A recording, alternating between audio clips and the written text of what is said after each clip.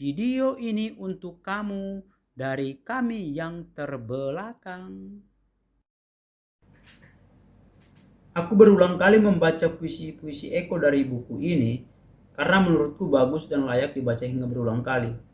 Soal kualitas-kualitas puisi yang ada di buku ini, kalian bisa temukan dengan cara membacanya sendiri, termasuk membaca komentar-komentar dari 4 orang mumpuni yang ada di halaman-halaman akhir buku ini. Atau melacak di internet bahwa hari Minggu ramai sekali masuk dalam 5 besar atau daftar pendek Pusaka Sastra Khatulistiwa tahun 2019 kategori puisi. Jadi teman-teman bisa memahami betapa aku mencintai buku ini. Selain hal-hal yang telah kusebutkan tadi, aku punya kedekatan emosional dengan buku ini. Aku adalah salah seorang yang membaca naskah awal sebelum buku ini ada. Hampir semua puisi yang ada di naskah awal aku sukai. Dan puisi episode Mariana membuatku terenyuh saat membacanya.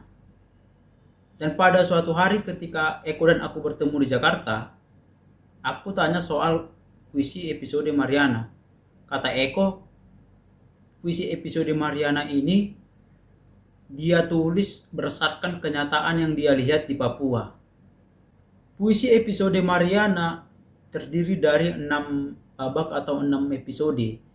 Eko memulai kisah Mariana dengan keminggatan perempuan yang sedang hamil ini meninggalkan lelaki yang menghamilinya dan mengasarinya.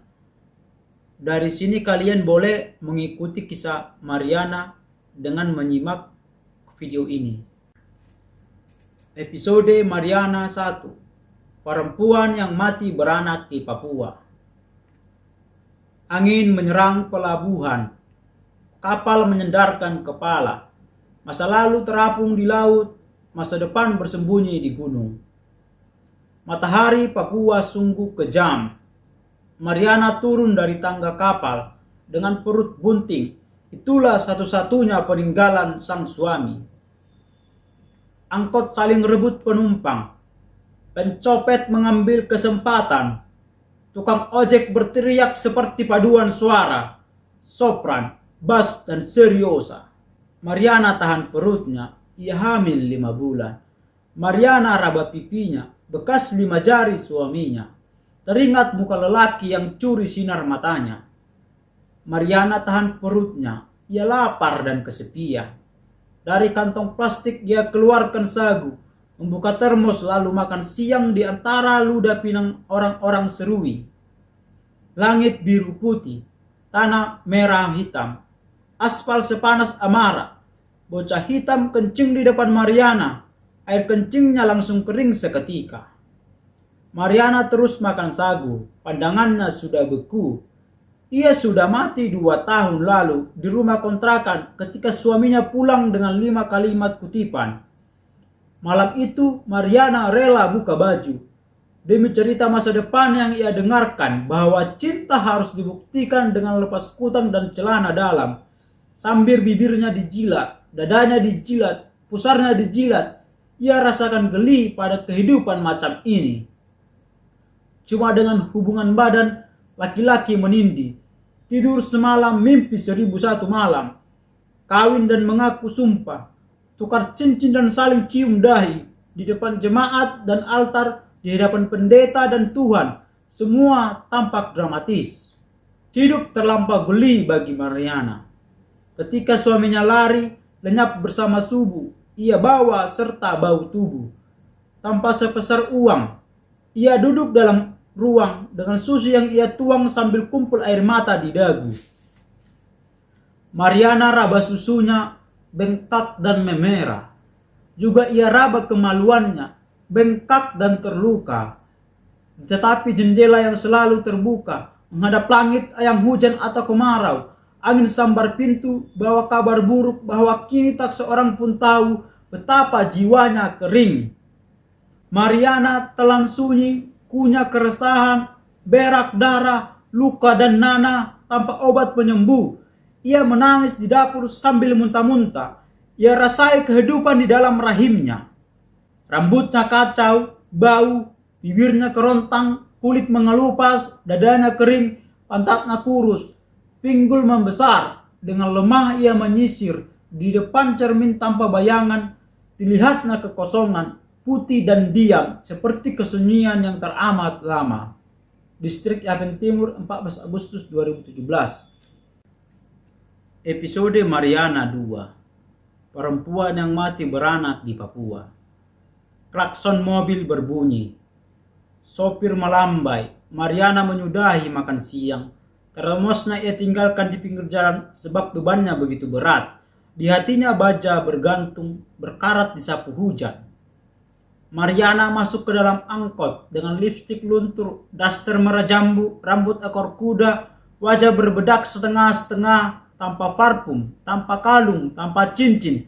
Semua sudah gadai untuk ongkos kapal, kecuali perutnya yang buncit tambu. Mariana, ia cantik, menawan, bak surga, sebab tidak bisa diandaikan. Namun ia pun sadar, kecantikan bukan barang antik. Ia menua dan nanti juga mati. Sopir putar lagu tua, Mariana mengantuk. Matanya jatuh dekat jendela. Ia lihat suaminya tertawa. Di kamar penginapan dengan perempuan sundal, mereka telanjang bulat sambil menggoyang pantat di atas kasur tanpa spray, tanpa memalingkan wajahnya ke pintu. Situ Mariana berdiri lalu menangis sampai ketubannya pecah. Mengalir ke lantai paling bawah, masuk ke selokan, bercampur anyir ikan, sampah plastik, pembalut, lalu hanyut ke laut. Menjadi bagian lain dari daratan yang tak sudi hidup di samudra. Mariana merintih di depan pintu ketika perempuan itu goyang payudara, mengurai rambutnya. Suaminya mendesak, menutup mata, tersenyum dan berteriak menghadap dinding. Dengan wajah bejat, ia kotori cat dengan spermanya. Mariana hanya melihat kehidupan itu begitu geli. Dimulai dengan merayu, menjilat, lalu menyembur dan lenyap. Mariana berlari keluar penginapan. Hujan turun di kota. Orang-orang mencari tempat perteduhan. Ia malah berdiri di samping lampu merah sambil memaki berkali-kali. Tidak seorang pun mendengar, tidak juga penjual kacang rebus. Ia remas nadinya untuk menahan pedihnya. Hujan terus turun. Tukang becak dapat untung, tukang ojek kurang beruntung. Dan Mariana bertanya mengapa ia mengandung. Semua penumpang telah turun. Tersisa Mariana. Ia tertidur di atas bahu seorang lelaki. Lelaki itu membayar ongkosnya dan menggendongnya turun dari mobil ketika tiba di Aunawai. Malam adalah malam, terang dan gelap itu tidaklah sama. Ketenangan cuma kesementaraan. Ketika dingin tusuk tulang, Mariana terbangun. Matanya terbuka perlahan, lalu ia menangis lagi. Sebab kutangnya sudah tergantung di pintu. Dadanya dipeluk lelaki tak dikenal, berkumis tebal dan berambut pirang. Ia raba payudaranya, bengkak dan memerah. Ia raba kemaluannya, bengkak dan terluka. Betapa kehidupan ini geli, dimulai dari mimpi dan berakhir di ranjang. Terjadi begitu saja, seolah-olah tanda-tanda sudah tak memihak seorang janda. Mariana bangun segera, memasang BH, mengenakan daster merah jambu, mengambil ransel dan berjalan keluar bersama pagi. Orang-orang memenuhi jalan menuju pabrik kayu dengan baju berwarna merah hijau, disiram matahari dan dikelilingi asap tembakau. Kehidupan itu tampak ramai dan santai ketika mata tidak perlu singgah di mata lain untuk jatuh hati dan bernafsu. Distrik Yapen Timur, 14 Agustus 2017. Episode Mariana 3. Perempuan yang mati beranak di Papua. Asap hitam tebal keluar dari cerobong pabrik.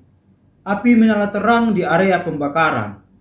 Pekerja terlihat syarat, berbicara dengan urat, menukar hasrat, bermain sarap tanpa bisa dipahami dengan sekadar pandang. Mariana tiba di pos security, berhadapan dengan petugas. Ia disuruh pulang ganti baju, namun pakaian cuma dua, daster merah jambu dan daster biru laut. Mariana langsung serahkan surat kepada petugas. Lantas ia dibawa kepada kepala departemen. Masuklah ia ke ruangan AC, sejuk dan nyaman. Duduk di muka kepala departemen yang terkejut melihatnya. Mariana memantapkan tekadnya. Ia sampaikan maksud kedatangannya. Kepala departemen mengangguk-angguk sambil menatapi buah dada Mariana. Memang tidak bisa dipungkiri perempuan hamil muda buah dadanya ranum, kian seksi dan menggoda. Kepala departemen gatal itu menggaruk kepala sambil mengeluarkan buku peraturan kerja. Mariana diterima langsung, besok bisa langsung kerja, air matanya berlinang. Maka malam tiba, purnama di atas barak. Kepala departemen ajak Mariana makan malam dan bertukar senyum. Maka malam adalah malam. Terang dan gelap tidaklah sama. Rembulan muncul, kunang-kunang muncul, bekicot panjat pohon, katak-katak seberangi jalan. Mariana ditelanjangi kepala departemen, diciumi dan disetubuhi, dijilat dan diperalat. Ia pasrah, baginya perlawanan sudah berakhir. Malam akan segera diramu jadi pagi dan semua penderitaan punya masa jeda, walau nanti bisa terulang. Mariana raba kemaluannya, bengkak dan luka. Ia raba perutnya, ada kehidupan di rahim. Dari kasur ke kasur lelaki itu bernafsu, menjilat sebagai ombak, menindih seperti beban, dan mengakhiri semuanya dengan memasukkan benih ke rahim atau menyemprot dinding seperti penyemprot nyamuk. Mariana menangis, digugurkan air mata bulat-bulat dan laju. Kepala departemen menyalakan rokok dan bubuhi tanda tangan. Disuruhnya Mariana berikan surat itu kepada mandor di pabrik. Mariana pulang dengan luka, matanya sayu seperti tanah, wajahnya layu, kering lalu basah. Ia kisahkan pada malam bahwa kehadirannya adalah lebih malam. Distrik Yapen Timur, 14 Agustus 2017. Episode Mariana 4, perempuan yang mati beranak di Papua. Brengsek! Mariana berkata, brengsek untuk hujan yang turun ketika ia baru saja berjalan ke pabrik. Lebih pedih mana, hidup atau rica? Lebih geli mana, hidup atau jilat mata susu? Pikirannya menjalar seperti ubi di bukit.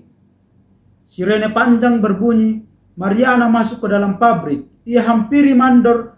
Ia sedorkan surat kepala departemen dan mandor itu berkata, "Oh, ngana ini piarannya juga Mariana terdiam sambil mengangguk tanpa mengerti apa-apa.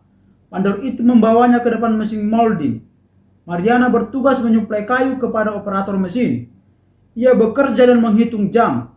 Ia bekerja dan menghitung hari. Ia bekerja dan menghitung uang, bergerak dan berkeringat. Ia raba perutnya yang kian membuncit. Ia dengar pembicaraan orang-orang di antara mesin-mesin. Mereka menyinggung dan menfitnah sesuka mereka sebagaimana mereka. Orang datang dan berlalu, perasaan bisa baik, bisa buruk. Pikiran terbentuk dan keluar. Niat bisa baik, bisa buruk. Dan apa yang Mariana risaukan adalah bising mesin bisa jadi bising esok hari. Ketika bayinya lahir dan sendiri, menangis dan berak sendiri, menatapi ibunya yang juga menangis dan berak sendiri dengan wajah resah dan nurjana. Distrik Yapen Timur, 14 Agustus 2017. Episode Mariana 5, perempuan yang mati beranak di Papua. Musim lewat, daster Mariana robek. Musim lewat, kutang Mariana rusak seperti jiwanya. Sekarang sudah 9 bulan ia mengandung. Makan di kantin jam 12. Ikan goreng dan sayur daun kasbi. Di antara ribuan pekerja dengan persungutan macam-macam dan percintaan rupa-rupa. Ia telan biji nasi sampai halus sambil ia raba payudaranya, bengkak dan berair. ASI sudah ada. Anaknya tidak akan susah, tidak perlu beli susu binatang. Mariana tersenyum. Memikirkan sifat anaknya kelak, apakah seperti binatang atau seperti manusia. Sebab yang menidurinya adalah manusia-manusia bernafsu binatang. Hidup itu memang geli, dimulai dari berpikir dan berakhir dengan menarik kesimpulan. Dimulai dengan kebiadaban dan berakhir dengan penyesalan. Distrik Yapen Timur, 14 Agustus 2017. Episode Mariana 6, perempuan yang mati beranak di Papua. Sirene panjang, Mariana masuk pabrik menghadap mesin, memulai deru kehidupannya dengan mata layu. Ia lalu jatuh begitu saja, pecah ketuban mengalir ke dekat mesin. Mandor melempar majun, operator lap air ketuban, pekerja berhamburan, supervisor berlari datang. Mariana diangkut ke dalam truk, dibawa ke klinik. Darahnya tumpah di atas truk, berbaur dengan merah air merbau. Ini tubuh dan kayu sama-sama dipotong dan dijadikan produk, dijual dan dipakai, lalu dibuang ketika sudah habis nilai gunanya. Mariana tersenyum tipis kepada awan cendawan, juga langit magnet. Matanya buka tutup.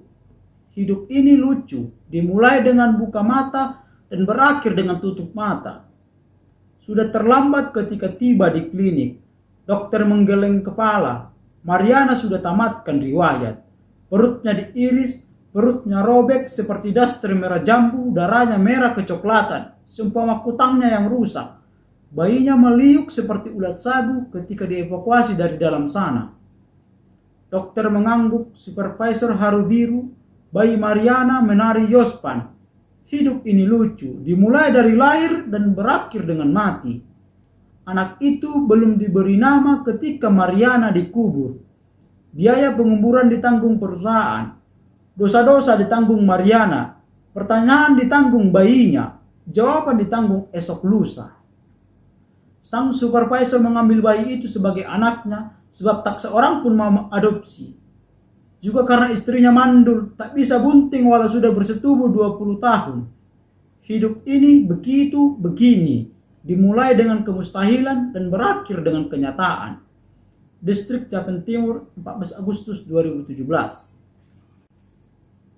Terima kasih teman-teman yang telah menyimak, dan Kakak Eko Saputra Poceratu buat puisinya yang bagus dan ngilu ini, tetapi dengan pembacaanku yang jauh dari kepiluan. Salam.